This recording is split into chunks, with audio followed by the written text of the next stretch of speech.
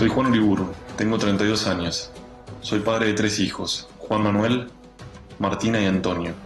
Juan Uriburu, condenado por un hecho de violencia contra su ex mujer, cuenta su versión de los hechos. Tercera parte. La médica le constata una herida, una lesión en la rodilla, una lesión, un raspón en la rodilla, un raspón en una muñeca y color roja la zona, no me acuerdo si era del pómulo o del labio.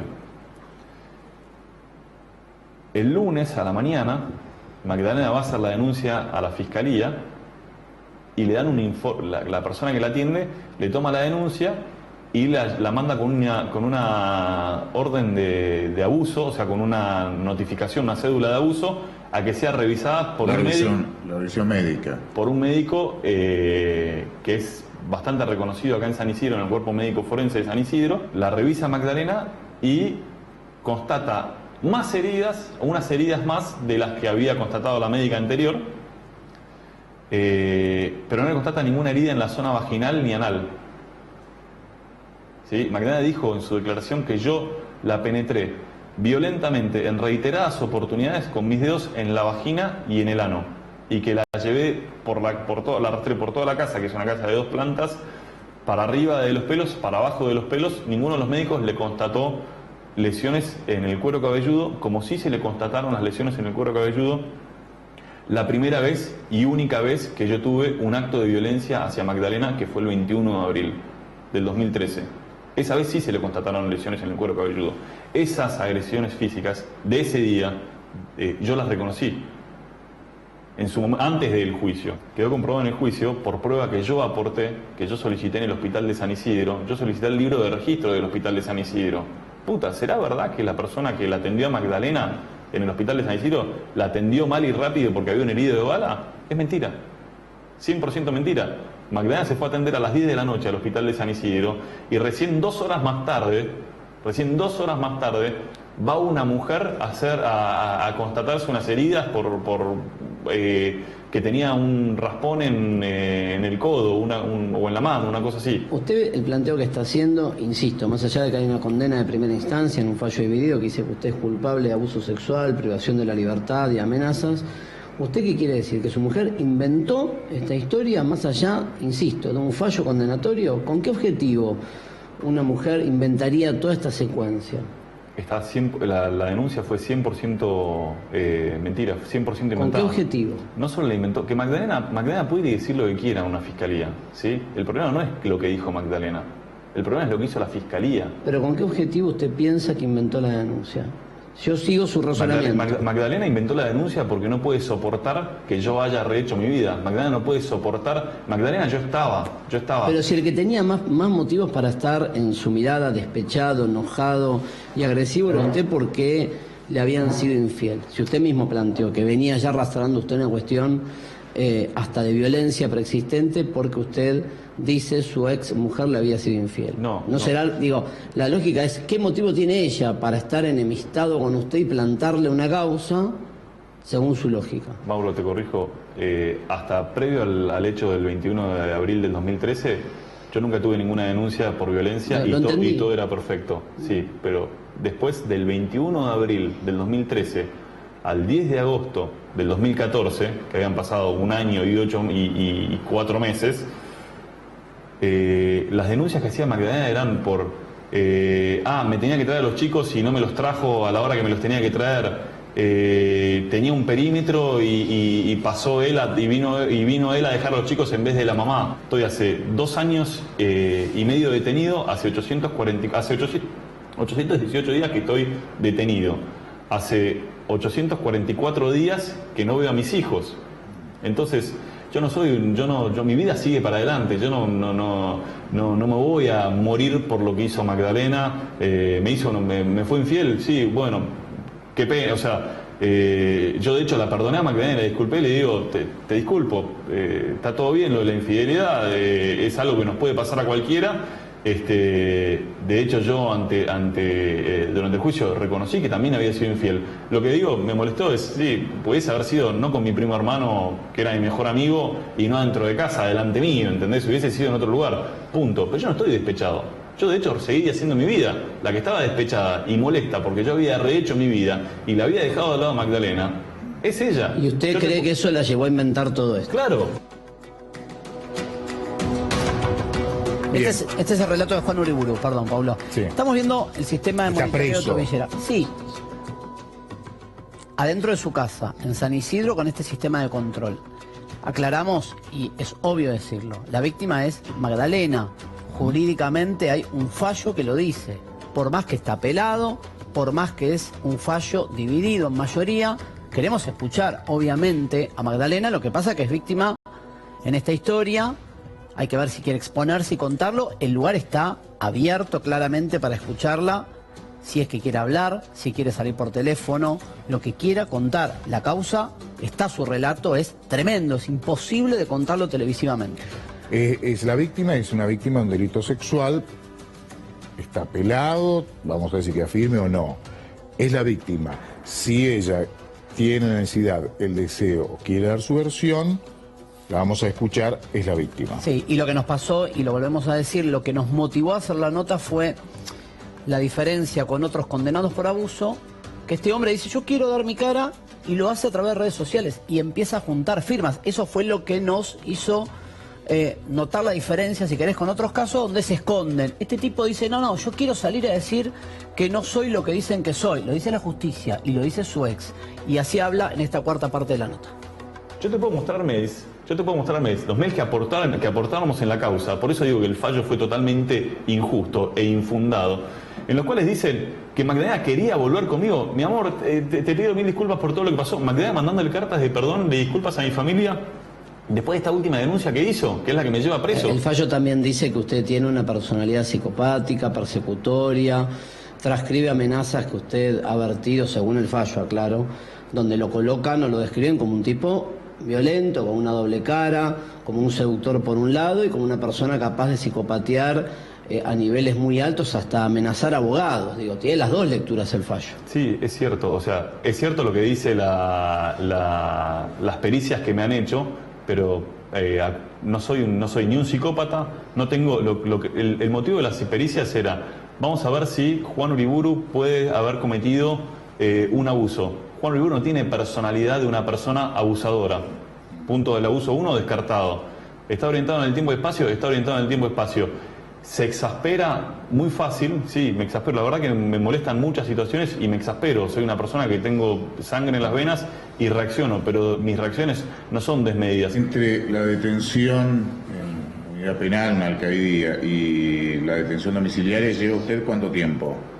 814 días. Y para cumplir la pena, para empezar a salir ya con libertad condicional, ¿cuánto le falta? El 5 de marzo del 2014, de 2017. O sea, ahora en marzo ya tiene libertad condicional y puede salir a la calle. Correcto. ¿Y cómo está la causa ahora? Ahora estamos en casación.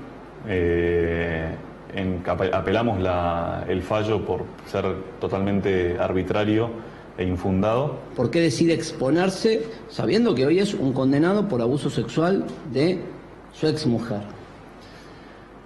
El motivo por el cual yo hago esto es para denunciar el error que tuvo Magdalena, ¿sí?, de hacerme una denuncia a mí. Le puede pasar a cualquier persona, le puede pasar que la exmujer vaya y le haga una denuncia, y hay miles de casos en los cuales se hacen denuncias de las exmujeres y después quedan totalmente archivadas y en la nada, como sigue pasando con Magdalena, que me sigue haciendo denuncias a mí. Yo esto lo quiero hacer para denunciar al sistema judicial de San Isidro, al deficiente sistema judicial de San Isidro, porque que Magdalena me haga una denuncia, si yo no hago esto hoy, a mí no me exime que el día de mañana Magdalena vaya y haga otra denuncia y yo volver a quedar detenido por un sistema judicial deficiente. En mi causa no hay una prueba. La única prueba por la que se me podría llegar a condenar en mi causa, ¿sí?, es si agarras las pericias psicológicas, que dicen, no, es controlador, obsesivo, psicópata, no sé si habla de psicópata, Sí, vos No, decís, de persecutorio. Persecutorio, no sé qué será persecutorio. Pero de ahí a ser un abusador. Lo último, ¿de qué se arrepiente? Me arrepiento del hecho que no me arrepiento. Ya le pedí disculpas a Magdalena por lo que pasó el 21 de abril del 2013, el acto de violencia que tuve hacia ella, cuando la descubrí en la infidelidad. Después no me arrepiento de nada.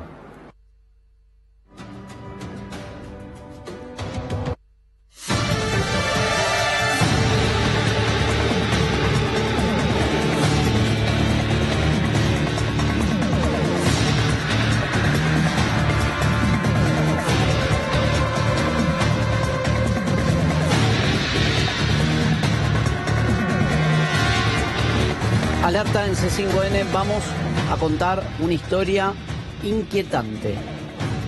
Vamos a contar una historia de una muerte y de un ritual. Vamos a contar cómo encontraron muerta a Silvia Raquel Cabral. Esto pasó en Wilde y es eje de una investigación. ¿Fue una muerte natural seguida de un ritual o fue un crimen con ritual? Atentos con esta historia porque es realmente inquietante. Vamos a analizar con expertos. Hay un equipo especial de antropólogos trabajando en el caso. Son evidencias hasta ahora nunca vistas en una escena de una muerte, vamos a decir, porque falta un peritaje para determinar si esta mujer pudo ser víctima de un delito contra su vida o si post-mortem alguien decidió montar un ritual mágico, religioso. Una historia que vamos a desarrollar con expertos, con gente que conoce de Umbanda, de Quimbanda, qué significa la túnica blanca, qué significan las cenizas, qué significan esas manchas, ese goteo. Una historia realmente inquietante en instantes. La palabra de los que saben del tema y la investigación completa de la justicia de esta muerte y misterio en Wilde.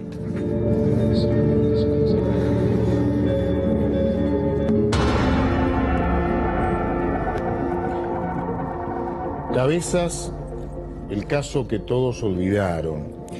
Este caso cambió el país, fue un antes y un después. En ese momento, ¿saben que se cumplen 20 años este verano? 20 años. No hay un preso, nadie más se acuerda. Caso que le costó la vida a un hombre joven, que nosotros con Mauro, cuando recibimos un libro, vamos a hablar de eso a partir de ahora, un libro que, si me tomás acá, vamos a verlo el libro. Este libro es el material que voy a leer este fin de semana. El libro que voy a leer este fin de semana. Que lo escribió, que aquí lo tenemos, buenas noches, Gabriel Minchi. Gracias por venir, Gabriel. Gracias por la invitación. ¿Sabes, Gabriel, que cuando esta semana recibimos el libro de Planeta, tu libro, nos pusimos a charlar con Mauro? Yo empezaba a trabajar en Diario El Día, venía en Entre Ríos, el Día de la Plata, y él en Diario Popular. Era el mismo grupo. 20 años. 20 años, hace 20 años estamos hablando. Ya los dos éramos periodistas policiales. Y trabajamos mucho en esta causa. Y empezamos a ver cómo la gente se olvidó de este tema. Mal. Cómo se olvidaron de la familia, cómo se olvidaron de lo que pasó en ese momento, cómo los periodistas nos olvidamos de esa forma de hacer periodismo. Que también lo ese es un subrayamos. tema de debate también, ¿no? Mataron a un fotógrafo por una foto que tenía como objetivo mostrar a quien estaba sindicado, sospechado, de ser la imagen de la mafia de aquella época. Y esa foto le costó la vida. Y hoy, como dice Paulo, No se no hay nadie olviden. en cana, nadie habla del tema, nadie lo recuerda, y de repente Gabriel decide escribir libro. su historia en primera persona. Es el testigo más cercano a esta ¿Qué? historia, que conoce la génesis Sí. de cómo fue la foto y cómo fue la muerte de José Luis. ¿Qué edad tenías? 28 años tenía en ese Era un momento. chiquilín. Un chiquilín. José Luis tenía 35. Volvemos a la distancia, somos todos pasamos todos los 40. Exacto, sí, yo Eran ya todos estoy casi chicos. cerca de los 50, así que sí. Yo tengo 46, Mauro 40 y pico. Exacto, y la verdad que sí, era a cualquiera que hubiese atravesado una situación así lo descoloca por completo. Cuando uno tiene tan poca edad también es más difícil todavía, Sí, ¿no? Porque obviamente. no sabes realmente dónde estás parado. Y bueno, el crimen de José Luis, como ustedes dicen, pasaron casi 20 años, el 25 de enero se cumplen 20 años. Y pese a que fue un caso que llenó las tapas de los diarios, que tuvo mucho centimetraje en las revistas, que ocupó horas y horas de televisión y demás, y pareciera que hubiese quedado un poco en el olvido. Sin embargo, cuando vos hablas con la gente te dice, ¿y qué pasó con Cabezas? ¿No? Y te preguntan cosas sobre el caso, sobre Chabrán, ¿Está vivo, si está está vivo, muerto? está muerto. Sí, sí, Esa es la pregunta más reiterada. Más recurrente. Te diría que me preguntan primero eso antes de preguntarme qué primero pasó te con el dicen, caso. ¿es ¿Chabrán verdad está que se vivo? suicidó? Claro. Muchas veces sí. Y bueno, yo estoy convencido que se suicidó aquel 20 de mayo del año 98, escapando de la justicia. Lo iban a encanar, ¿no? Lo iban a meter preso, justamente tenía pedido captura por haber sido el autor intelectual del crimen. Y claramente un tipo acostumbrado al poder, a la impunidad. La definición del poder la dio él mismo, ¿no? El poder es tener impunidad. Y eso lo describía de cuerpo entero. Bueno, terminan yéndolo a buscar a Entre Ríos, a una de las estancias ¿La Roque que era? tenía. No, La Roque era No, un La lugar. Roque era el La lugar Roque. donde nació. La estancia en se el- llama San Ignacio. Está en el departamento Gualeguaychú, ahí nomás del departamento Uruguay, cuya cabecera Es muy llamativo, Concepción. claro, porque el campo de esa estancia está en Gualeguaychú y el casco en El casco. Gualeguaychú y Gran parte del campo en el departamento Concepción Uruguay. Concepción del Uruguay. Y lo van a buscar Yo para hacía- meterlo preso, ¿no? Hacía pocos meses que había dejado de trabajar en Concepción de Uruguay y me dieron La Plata. Me acuerdo de esa época, me llama un comisario que yo conocía, se hacía policiales. Che, Paulo, yo estaba en La Plata. En La Plata, en el día. Acá se pegó un tiro Chabrán. Yo se me estaba cargando, un tipo que conocía de mi trabajo profesional. Y comenté ahí al jefe de redacción, chequeé, sí, era cierto. Y esa noche terminé durmiendo, no me acuerdo si era en Concepción del Uruguay o Ya en la Gualeguaychú, en la cobertura. Fue una cosa impactante. Pero nos acordamos de eso más que del crimen, que es un crimen mafioso. De Cabezas. ¿Ustedes fueron a cubrir la temporada por Chabrán o en general la temporada? No, nosotros cubríamos la temporada, hacía varias temporadas para la revista Noticias y cubríamos todo tipo de noticias, ¿no? O sea, todo tipo de información. Yo venía de un perfil más de política y de información general, pero estando en temporada te toca hacer de todo, digamos, desde notas de personajes del espectáculo, de deporte. Esa noche, ese día estaba leyendo y recordando el libro, estoy en la página 70, estaban por hacer a Miguel Ángel Solá. Vos contás toda la interna que se genera porque recibís el dato de dónde está Chabrán. Ustedes venían investigando lo que era la mafia económico-política del momento, empresario económica política del momento, y a vos te dan el dato, te dicen, che, va tal, va a llegar a Pinamar y va tal balneario. Contá esa interna de qué hacemos, bajamos la nota, no bajamos la nota, el dato es fuerte. Exacto, bueno, tiene mucho de eso, de anecdotario periodístico para que se entienda cómo es nuestro trabajo, ¿no? Un año antes del crimen, nosotros estábamos por levantar ya la temporada con José Luis, porque ya estábamos a mediados de febrero, y a mí me llama una de mis fuentes y me dice, mañana llega el tío. El tío. El tío, nadie lo mencionaba con nombre y decían el apellido. nombre. No lo querían nombrar porque había terror que llegaba Chabrán. Va a estar en el balneario La Pérgola, en Valeria del Mar, a las 6 de la tarde.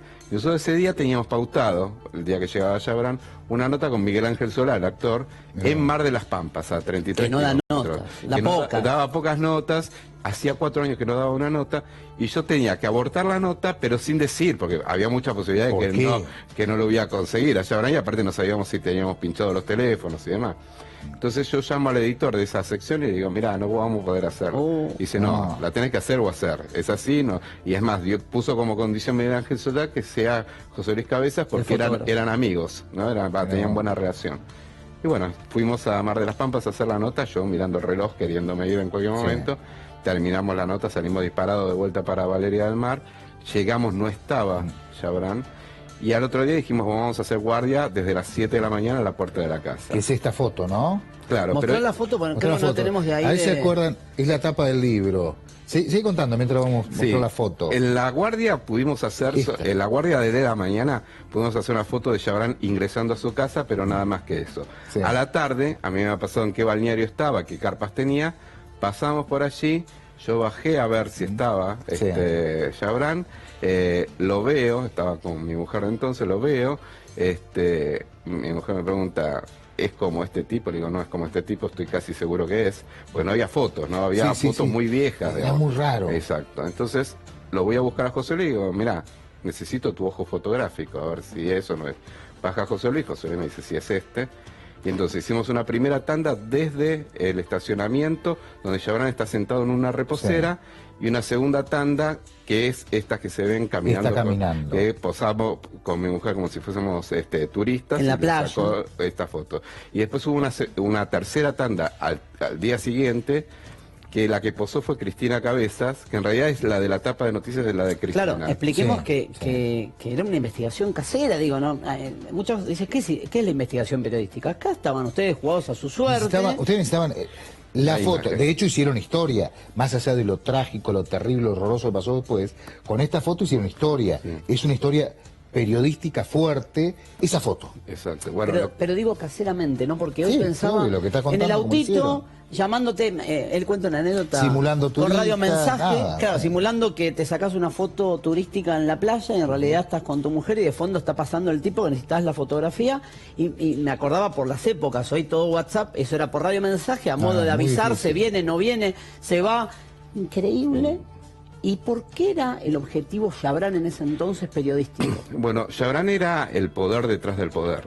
Había que dimensionar quién era Alfredo Chabran. Si bien había algunos empresarios en la Argentina que tenían una fortuna un poco mayor que él, él manejaba las áreas más sensibles del país, manejaba la carga y descarga de los aeropuertos, manejaba el tránsito interno a través del correo, de los correos privados, manejaba, incluso tenía relación con la confección de los documentos por Chicone Calcográfica.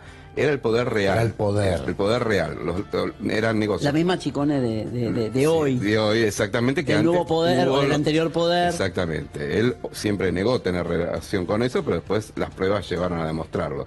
Y entonces, como eran negocios que necesitaban como contraparte al Estado, obviamente sus relaciones era con la política de primera línea. El menemismo. El menemismo. En realidad, él comienza su imperio con los militares, con la Fuerza Aérea. La diversifica en el gobierno de Alfonsín y la termina de consolidar con todo en el gobierno de Menem, ¿no? O sea, era, digamos, por eso era la foto importante, era ponerle cara al que hacía los negocios en Argentina. Exactamente, y nadie conocía su rostro. Él se había jactado de que ni los servicios de inteligencia tenían una foto de él, y que sacarle una foto de él era como pegarle un tiro en la cabeza. Esa frase era terminante, y cuando Domingo Cavallo, siendo ministro de Economía, denuncia en el Congreso que había una mafia enquistada en el poder y que el jefe de esa mafia era Alfredo Chabran, ahí se encendieron todas las luces. Nosotros en Noticias lo veníamos investigando desde el año 91. Pero lo de Cavallo llegó 4 años después. Pero después de eso todo el periodismo salió a buscarlo. Y todo el mundo se preguntó quién es Chabran. Y nadie le conocía el rostro. Y en esa búsqueda, nosotros, la nota que sale, la foto de Chabran, es una nota combinada entre un periodista que hizo parte en Buenos Aires, Fernando González, que hizo el cruce de papers que había entre Cavallo y Chabran en Estados Unidos, y la parte investigativa mía de Pinamar. En el momento, ustedes se percataron del riesgo, porque nosotros decimos, eso era, digamos, jugársela entero solo, no podías ir con la policía de custodia, todo lo contrario, tenías que estar lejos. Claro, exactamente. Digo, en el momento, con la adrenalina, cuando ya está la foto adentro y sabés que lo tenés de frente, ustedes en el momento, entre ustedes, con José Luis Cabezas, se hablaron, dijeron, loco, ¿qué hacemos con esto? ¿Nos quema? ¿Cómo mandamos el rollo a Buenos Aires? Porque no era como ahora que hacías pin, mandabas un WhatsApp, había que mandar el rollo, le explicamos a la gente todo esto. Yo en Diario Popular mandé, no me olvido más, ya con José Luis asesinado, vamos a hacer la cobertura, por fax, las primeras fotografías de los sospechosos. Digo, ¿se sintió el miedo? No, miedo no. Teníamos la adrenalina, esto que voy a decir, la adrenalina periodística del logro más buscado, digamos. Todos queríamos eso. Eso fue el comienzo de la temporada. Eso fue en el verano del 96. A José Luis lo asesinan en el otro verano, exactamente. Nosotros nos dimos cuenta que teníamos un golazo ahí, de hecho, cuando llegamos a la oficina después de hacer esa foto, José Luis llama a la editorial, le dice al jefe de fotografía, dame el zoom, que era una doble página que los fotógrafos querían porque se lucían mal las fotos. Material, exactamente. Claro. Sí. ¿Qué tenés? Bueno, tengo algo muy bueno. Bueno, le dice, tengo a Chabran caminando con la mujer por la playa. Bomba del año. Explotó todo. Y la nota salió 2 semanas después porque faltaban unos documentos de Estados Unidos cuando nosotros ya no estábamos en Pinamar. Bien.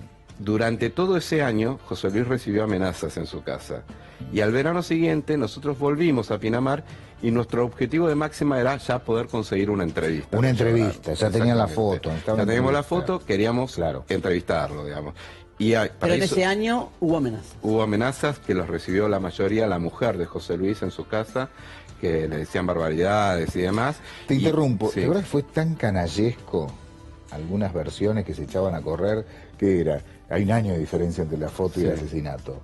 No, lo que pasa es que lo mataron porque le fue a ofrecer la foto, le quiso, ¿te acuerdas de eso, no? Sí, sí. Le quiso vender la foto a Yabrán para extorsionarlo y pudo haber sido eso el móvil. Esa versión, aparte que un año de diferencia, un disparate, y bueno, ensuciaban al muerto, una barbaridad, la familia. Eran versiones que se disparaban justamente de la policía bonaerense. Sí, la policía bonaerense. Que estaba implicada en el crimen. La forma de ensuciar todo era acusar a la víctima, como siempre, el algo habrá hecho. Que, digamos, que sigue vigente, y con Pablo cada vez que mata a una persona en ocasión de robo y te dice, no. Primero te dicen 2 frases. Aclará que no es en tal zona, y la segunda que te dicen, aclará que el muerto está medio sucio. Como si desalentara la noticia, la motivación. Ahora, contá lo que fue esa noche, la última vez que lo ves. Fue terrible. Nosotros habíamos ido a cubrir la fiesta de Oscar Andreani, ¿no? En Pinamar, que era una fiesta muy importante. Tipo 4 de la mañana, el 26 de enero era mi cumpleaños, era justo fin de semana, y habían venido amigos míos de Buenos Aires. 4 de la mañana me llegan el aviso que habían llegado mis amigos, le digo a José Luis, yo me voy, ¿vos qué querés hacer? Dice, no, yo me quedo, la fiesta está buenísima, estábamos con colegas de todos los medios ahí, y aproveché que un fotógrafo de la revista Para Ti se volvía a Buenos Aires, al centro de Pinamar, y que me llevó hasta el centro de Pinamar.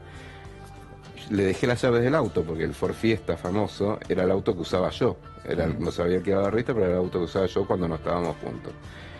Y al otro día José Luis no aparecía, eran las 2 de la tarde que habíamos quedado para juntarnos, no aparecía, llamé a la casa, me dicen que no estaba, le dijo en la casa que cuando llegue me llame, a las 3 de la tarde no llegaba, lo volví a llamar, ahí la suegra me dice que no solo que no estaba, sino que no había vuelto desde la noche anterior, cuando yo lo pasé a buscar. Ahí empecé a llamar a todos los colegas que habían estado con nosotros. Lo vieron. Claro, y el último que lo había visto era un fotógrafo de Caras, que lo había visto salir a las 5 y 10 de la mañana de la casa de Andreani. Y es más, casi se va con él.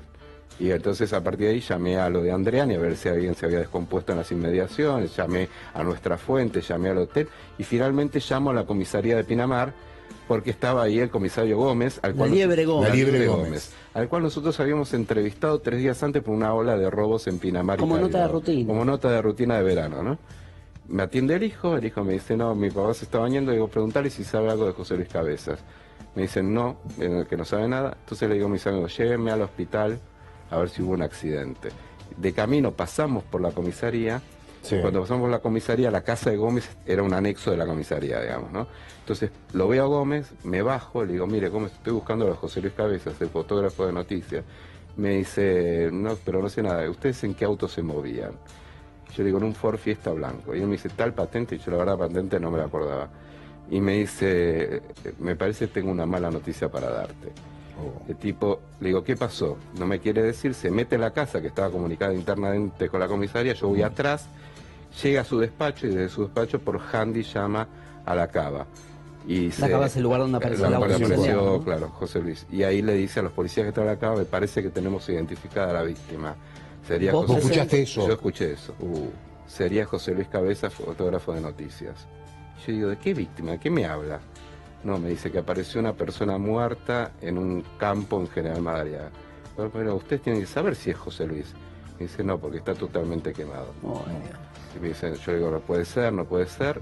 Me llevan hasta la cava. Ahí la vemos, la cava. Llego al lugar, había un vallado, digamos, una especie de encintado policial a unos metros antes de la cava. Pregunto si habían encontrado una cámara fotográfica, me dicen que no, me muestran unos rollos quemados. Ahí está. Me muestran unas esposas, que ahí me entero que había estado esposado, me muestran un cablerío que resultó ser el radiollamado, me muestran un reloj y finalmente me muestran un pedazo de una bota y me muestran un juego de llaves. Y cuando veo las llaves, veo que están las llaves de nuestra oficina. Y entonces yo tenía otro juego de llaves, lo comparo con el juego y era la idéntico. llave. Entonces ahí yo les digo, miren, yo la única forma que tengo de identificar el auto tenía un golpe en el guardabarro delantero derecho y tenía roto el espejo retrovisor del lado del piloto. Entonces me hacen bajar a la cava, bueno, vi ese cuadro terrible, terrible, que es el día de hoy, que es una imagen que nunca voy a olvidar, porque estaba todavía lo que quedaba del cuerpo de José Luis, y el auto tenía el choque ese, y del espejo no había quedado nada por el fuego. Sí. Entonces me llevan a Pinamar para probar la llave, esta de... Cuando voy en un auto con 4 policías, atrás venían mis amigos, por suerte digo. Sí. Y cuando estamos yendo, me llaman de la revista, estaban preocupados porque con la búsqueda que yo había hecho, sabía que algo había pasado. Me llaman y digo, lo mataron a José Luis, yo quebrado, obviamente, llorando y demás. Y le digo, este fue el hijo de puta de Chabrán.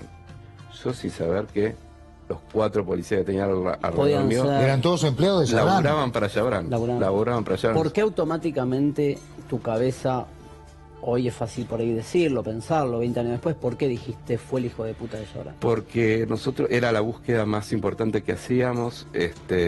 Segundo, habíamos hecho guardia cerca en la casa de Chabrán. ¿Sabían que al tipo le había molestado la foto? La foto sabíamos que le había molestado. Aparte, habíamos tenido una serie de advertencias. Cuando José Luis llegó esa temporada, a mediados de diciembre, llegó 4 días antes que yo, el secretario de prensa del municipio le dijo que gente de Chabrán había estado tratando de averiguar su dirección en Buenos Aires.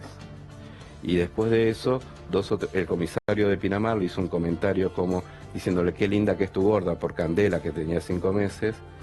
Y José Luis viene y me lo cuenta. Y digo, sí, pero si Candela es preciosa, dice, pero este tipo no la conoce. Recordemos que Gómez, que a mí me hizo todo el acting, La Liebre Gómez, fue el que liberó la zona para que el crimen estaba perfectamente al tanto de lo que pasaba. Qué perversión, porque los tenías de frente como la misma persona que te avisa a vos que apareció asesinado a José Luis es el comisario que libera la zona. Eso, para no entrar en detalle en nombres, pero digo, ¿quién o quiénes fueron los asesinos en términos de barra bravas, policías? ¿Quiénes armaron esta asociación ilícita con el fin de matarlo? Bueno, lo que quedó demostrado de la justicia, digo, es que Chabrán dio la orden, que su jefe de custodia, Gregorio Ríos, que era un ex sargento del ejército, que yo entrevisté, que vos entrevistaste y yo te cito ahí en el libro porque es muy revelador la nota que hace Paulo en ese momento, porque Ríos, cuando ya estaba en libertad, estaba enojado con los Chabrán. Estaba enojado con los Chabrán, porque los Chabrán le pagaron la defensa y lo reconocen esa nota y lo mantuvieron en la cárcel y lo mantuvieron cuando salió y después quiso volver a trabajar para Chabrán y no le dieron trabajo. Entonces le cortaron el chorro y le inició un juicio por eso.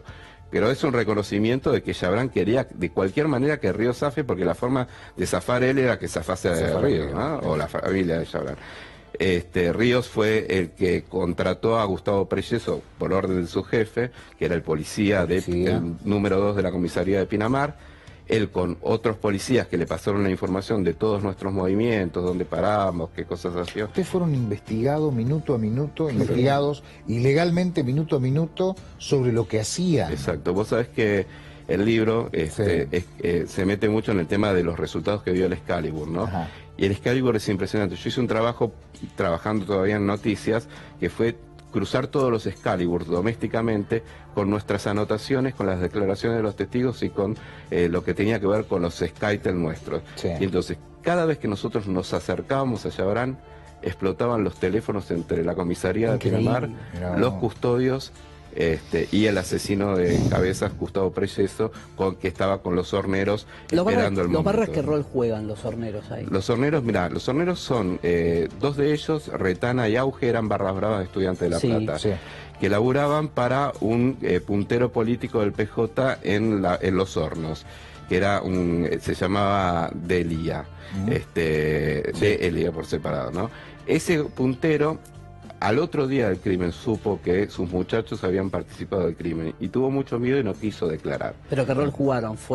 ¿Participaron de prender fuego el auto? ¿Participaron de la emboscada? Claro, ellos participan en el momento de secuestro, tienen distintos grados de participación.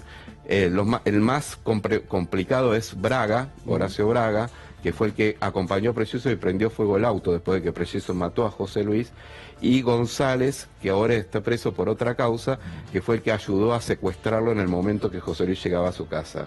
Braga y González son los que lo meten en nuestro auto y se lo llevan siguiéndolo a Precioso, que estaba con los otros 2 horneros. Luna, que era un policía de Pinamar, era el que le pasaba toda la información de todos nuestros movimientos y se supone que pudo haber estado esa noche dando vueltas por ahí. Y Camarata, que se murió en la cárcel, se murió hace poco tiempo, era el que le daba el soporte de mantenimiento a los horneros para esperar el momento del crimen. Te voy a decir una pregunta que con Pablo siempre decimos, ¿no? Y nos hacemos en todos los casos. ¿Quién fue el que más cantidad de años estuvo detenido en tiempo real? Porque uno dice, pasaron 20 años, algunos le habrán dado perpetua, no me acuerdo las penas de cada uno, pero años reales de prisión, ¿quién fue el que más pasó? Una aclaración. Fueron perpetuas para todos. Por eso. Para todos. ¿Y quién fue el que más años pasó? Fue Gustavo Precioso, que estuvo 10 años. Escucharon, ¿no? Es tremendo. 10 años. 10 años. Y a él le dieron reclusión perpetua, que es más nunca grave. salen. Claro, que es por ser policía se lo considera un agravante. Las sentencias fueron a perpetua. El problema fue casación de la provincia de Buenos Aires, que 2 jueces muy conocidos por todos. No me Biombo digas que la y sala Sallargués, satánica sí, que hemos denunciado con Pablo en este Renunciaron programa. a partir de un Biombo y informe que hicimos en este Sallargués programa. fueron los que le bajaron la condena a los asesinos. Qué raro, ¿no? Que son Fallando a favor de los mismos que criminales. fueron expulsados.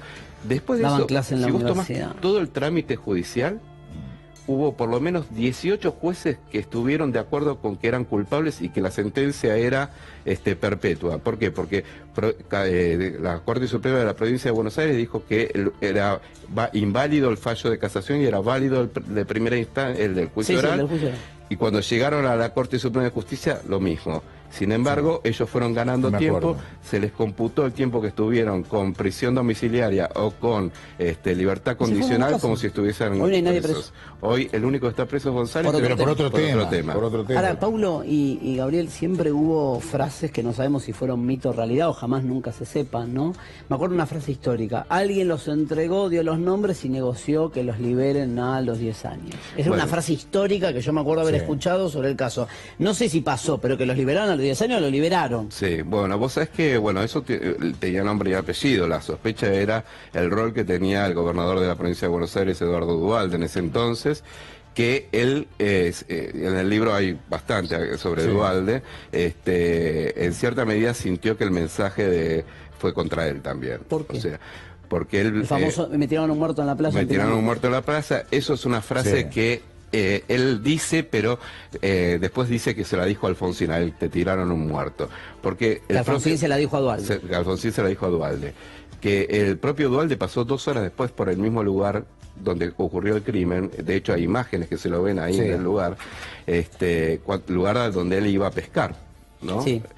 Entonces, y a José Luis casi lo secuestran de la casa de Andreani, que estaba a 80 metros. Qué impunidad, ¿no? De lo de Duhalde, ¿no? Entonces, y eso vos con los años, digo, no te pido una certeza, porque no hay certidumbre en todo esto. ¿Vos pensás que negociaron la pena, visto el resultado? Digo, no tenemos elementos probatorios. No lo sé, la verdad, tengo mis dudas como cualquiera, porque fue muy llamativo la aparición en escena de Burlando, por ejemplo, ¿no? Que era el abogado de los horneros.